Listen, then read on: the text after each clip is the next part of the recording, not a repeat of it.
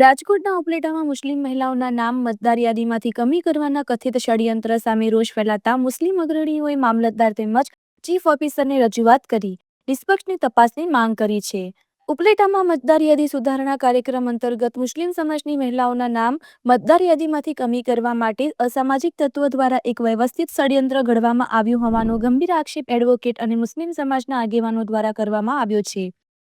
આ બાબતે આજે ઉપલેટા મામલતદાર અને ચીફ ઓફિસરને રૂબરૂ મળીને કરાયેલી રજૂઆતમાં જણાવાયું હતું કે શહેરી વિસ્તારમાં અંદાજે 1700 અને ગ્રામ્ય વિસ્તારમાં 700 જેટલી વાંધા અરજીઓ જથ્થાબંધ રીતે આવી છે, જેમાં ખાસ કરીને મુસ્લિમ મહિલા મતદારોને ટાર્ગેટ કરવામાં આવ્યા છે. આગેવાનોએ માંગ કરી છે કે આ વાંધા અરજીઓ કરનાર અરજદારોની પહેલા ખરાઈ કરવામાં આવી અને કોઈ પણ સાચા મતદારનું નામ ખોટી રીતે કમી ન થાય તે માટે તંત્ર દ્વારા યોગ્ય તકેદારી રાખવામાં આવે તેવી માંગ કરી છે. રિપોર્ટર ફિરોજ ચુનેજા, ધોરાજી.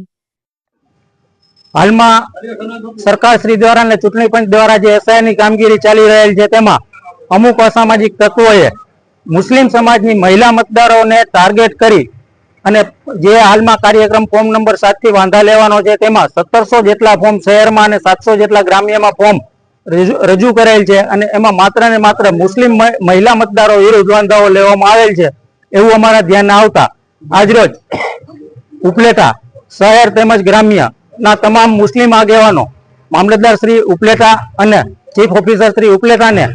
રજૂઆત કરવામાં ભેગા થયેલ અને રજૂઆત કરવામાં આવેલ કે આ જે અરજદારો છે ખરેખર તે જ અરજદારોએ આ અરજીઓ આપેલ છે કેમ તેમની પહેલા ખરાઈ કરવામાં આવે અને જે આ મતદારોના નામ ખોટી રીતે કમી ન થાય તે માટે તકેદારી લેવામાં આવે અને યોગ્ય પ્રક્રિયા કરવામાં આવે. સૌથી પહેલા તો અરજદારની ખરાઈ કરવામાં આવે એવી માંગણી સાથે આજે બંને અધિકારીશ્રીઓને રજૂઆત કરવા માટે તમામ મુસ્લિમ સમાજના આગેવાનો અને મુસ્લિમ સમાજના તમામ સભ્યો હાજર રહેલ છે. આ ખરેખર ખૂબ જ ગંભીર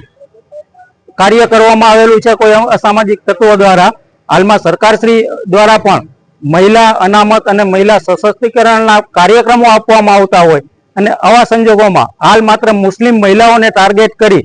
અને આ જે નામ કમી કરવા માટેનું જે ખોટું ટીખળ ઊભું કરવામાં આવેલ છે તેના વિરોધ રૂપે આજરોજ આ મૌખિક રજૂઆત કરવા માટે તમામ સમાજના મુસ્લિમ સમાજના આગેવાનો અહીં રજૂઆત કરવા માટે આવેલ છે.